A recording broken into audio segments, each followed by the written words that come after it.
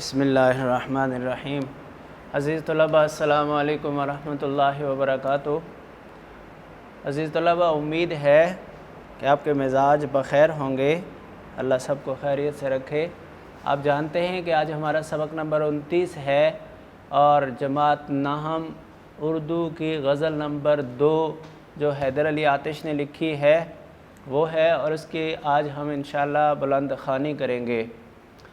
اور بچوں، آپ جانتے ہیں کہ شاعر کا تعارف آپ نے سیکھ لیا تھا، اور مجھے امید ہے کہ جس طرح میں نے آپ کو اس کا طریقہ بتایا تھا سیکھنے کا، آپ نے اسی طریقے کے مطابق ہی اسے سیکھا ہوگا۔ اور کیونکہ اس میں سے 3، 2، 3، 1 MCQs ہر ایک شاعر سے اور مصنف سے آنے متوقع ہوتے ہیں، تو اسے اسی طرح تیار کرنا پڑتا ہے۔ اور اس کے بعد آج ہم غزل کی بلند خوانی کریں گے انشاءاللہ۔ تو یہ غزل رخ و زلف پر جان کھویا کیا، اندھیرے اجالے میں رویا کیا، ہمیشہ لکھے وصف دندان یار، قلم اپنا موتی پرویا کیا، کہوں کیا ہوئی عمر کیوں کر بسر، میں جاگا کیا بخت سویا کیا، رہی سبز بے فکر کشت سخن، نہ جوتا کیا میں نہ بویا کیا، برہمن کو باتوں کی حسرت رہی، خدا نے بتوں کو نہ گویا کیا، مزہ غم کے کھانے کا جس کو پڑا، وہ اشکوں سے ہاتھ اپنا دھویا کیا، زنخداں سے آتش محبت رہی، کنویں میں مجھے دل ڈبویا کیا۔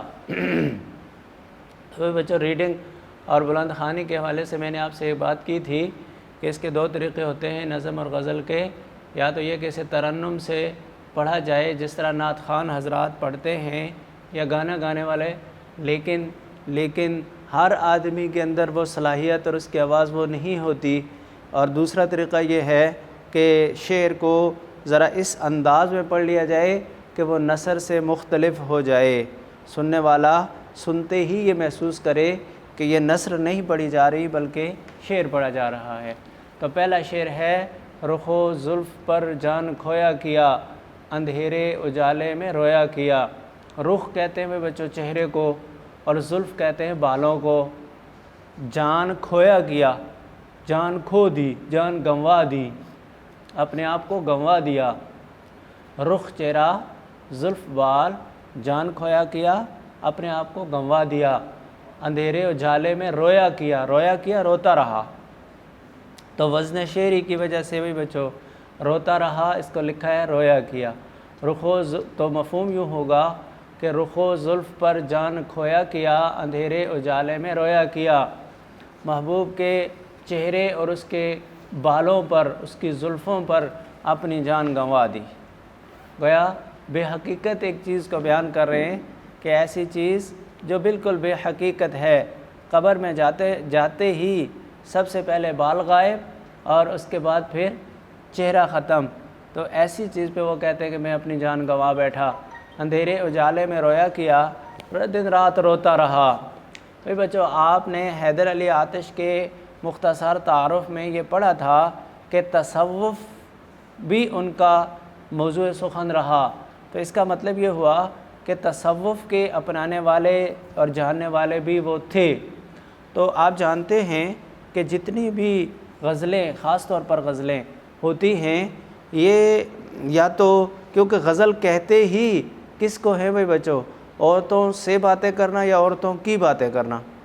تو غزل میں اگر کوئی حقیقی عشق کو بیان کرے، یعنی اللہ اور اللہ کے رسول کے ساتھ عشق کو، اس کو بیان کرے تو بھی اسی انداز میں بیان کرتا ہے، اور اگر عشق مجازی کو کوئی بیان کرے تو بھی وہ اسی انداز میں بیان کرتا ہے کہ محبوبہ، اور یہ کردار ہوتے ہیں غزل کے، محبوبہ اور اس کے اعضاء، اس کے دانت، اس کے بال، اس کا چہرہ، اس کی خوبصورتی، اس کا قد کاٹ، یوں ہی بیان کیا جاتا ہے۔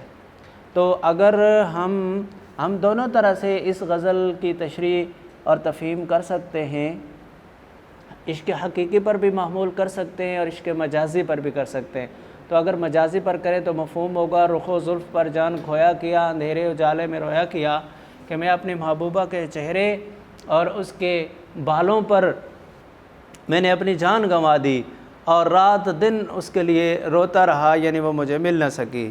اور اگر عشق مجازی ہو، حقیقی ہو، تو بھئی بچو کہتے، شاعر کہتا ہے کہ میں نے کتنا فضول کام کیا کہ ایک انسان کے چہرے اور اس کی زلفوں پر میں نے اپنی جان گنوا دی، حالانکہ جان گنوانی کس پہ تھی؟ اللہ اور اللہ کے رسول کے لیے کھپا کر گنوانی تھی، اور رات دن میں اس کے لیے روتا رہا، حالانکہ رونا کس کے لیے تھا؟ اللہ اور اللہ کی محبت اور تعلق کے حصول کے لیے رونا تھا۔ تو بھائی بچو، جون سا مفہوم آپ مرضی لکھ سکتے ہیں، لیکن جو مفہوم لکھیں گے اسی کے مطابق تشریح کر رہی ہے، اور اگر دونوں مفہوم لکھیں تو پھر دونوں تشریحیں بھی تھوڑی تھوڑی کر دیں، وہ بھی آپ کو بتاؤں گا کیسے کرنی ہے۔ ہمیشہ لکھے وصف دندان یار، قلم اپنا موتی پرویا کیا۔ وصف اور صفت، دندان دانت کی جمع، دندان، یار دوست، محبوب، ہمیشہ محبوب کے دانتوں کے صفات لکھتا رہا، ہمیشہ محبوب کے دانتوں کی صفت لکھتا رہا۔ ہمیشہ لکھے وصف دندان یار، ہمیشہ محبوب کے دانتوں کی صفت لکھتا رہا، اس کی صفات بیان کرتا رہا، اس کی خوبیاں بیان کرتا رہا۔ قلم اپنا موتی پرویا کیا، اور پھر لکھا بھی کیسا؟ میں نے بھی لکھنے میں کوئی کسر نہیں چھوڑی، جس طرح محبوبہ کے دانتوں کے خوبصورت ہونے میں کوئی کسر باقی نہیں، اسی طرح میں نے لکھنے میں بھی کوئی کسر باقی نہیں چھوڑی، بلکہ یوں لکھا جیسے موتی پروئے جاتے ہیں۔ ہمیشہ لکھے وصف دندان یار، قلم اپنا موتی پرویا کیا، ہمیشہ اپنی محبوبہ کے دانتوں کی خوبی بیان کرتا رہا، اور اتنے خوبصورت انداز میں اسے لکھا جس طرح موتی پروئے ہوئے ہوں۔ کہوں کیا ہوئی عمر کیوں کر بسر، میں جاگا کیا بخت سویا کیا۔ کہوں بتاؤں کیا ہوئی، کس طرح سے میری عمر بسر ہوئی، کس طرح سے میری عمر بسر ہوئی۔ کہوں کیا ہوئی عمر کیوں کر بسر، میں آپ کو بتاؤں کہ میری عمر کس طرح گزری۔ میں جاگا کیا بخت سویا کیا، میں تو جاگتا رہا لیکن نصیب قسمت سوتی رہی۔ میں جاگا کیا، میں جاگتا رہا، بخت سویا کیا، قسمت سوتی رہی۔ تو بھئی بچوں کیا کہہ رہے ہیں کہ میں آپ کو بتاؤں میری عمر کس طرح گزر گئی، میں تو جاگتا رہا لیکن میری قسمت سوتی رہی۔ رہی سبز بے فکر کشتے سخن، نہ جوتا کیا میں نہ بویا کیا۔ وہ کہتے ہیں کہ میری جو شعر و شاعری کی کشتی تھی، رہی سبز، ہری بھری رہی، بے فکری کے ساتھ، کشتے سخن، شعر و شاعری کی کشتی، شعر و شاعری کی کھیتی بھی مراد لی جا سکتی ہے۔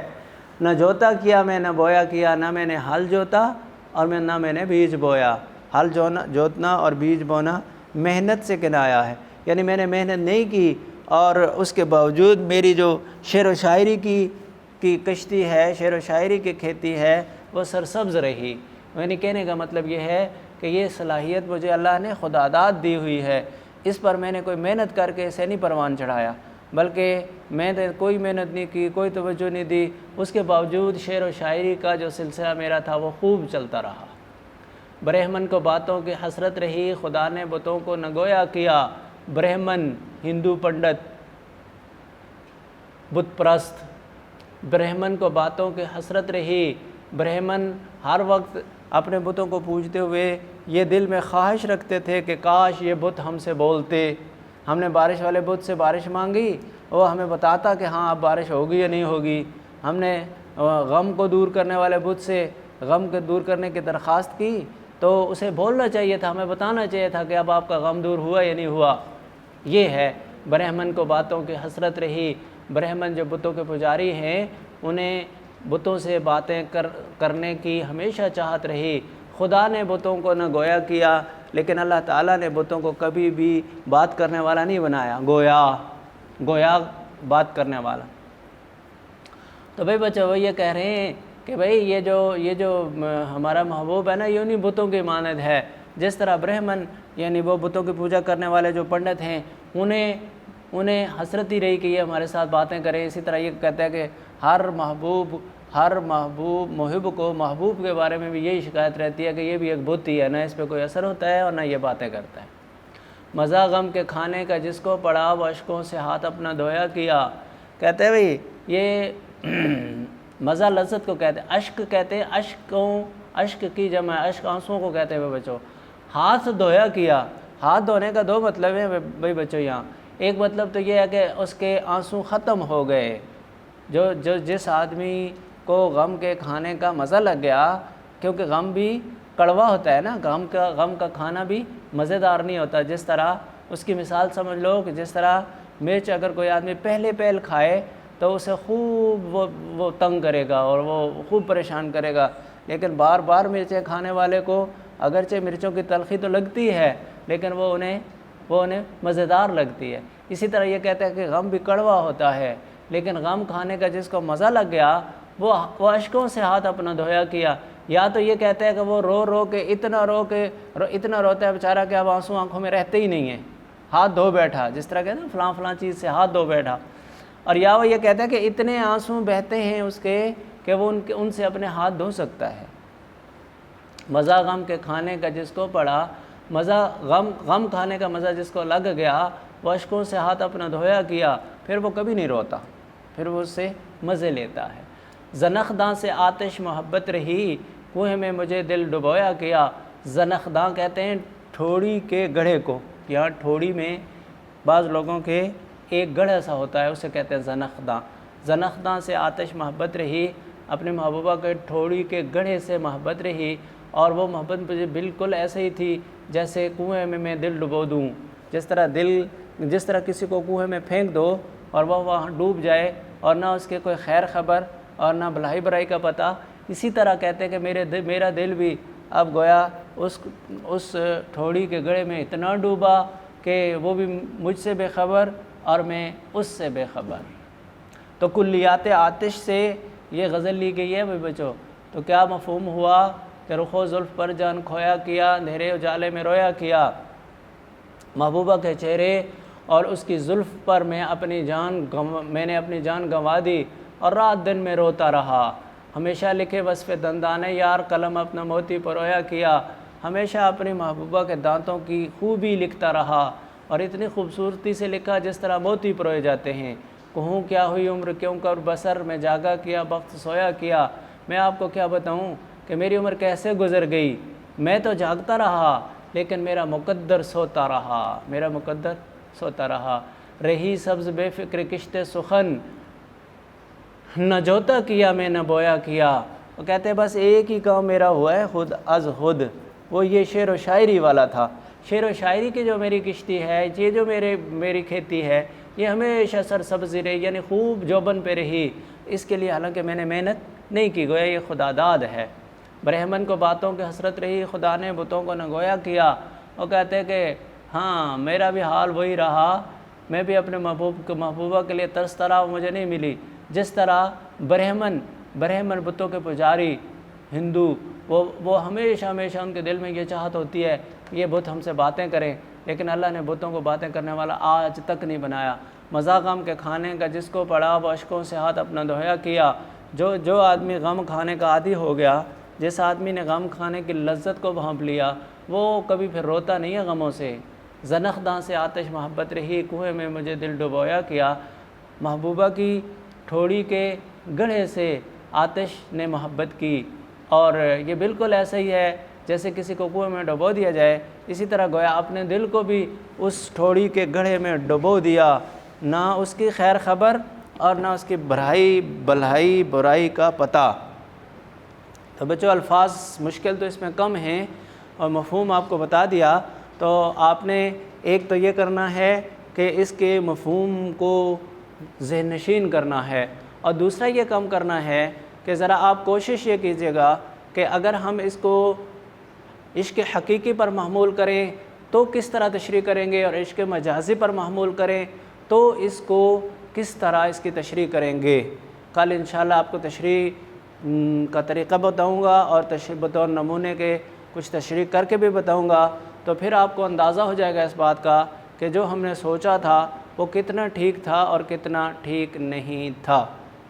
آئندہ تک کے لیے اجازت چاہتا ہوں۔ والسلام علیکم ورحمۃ اللہ وبرکاتہ۔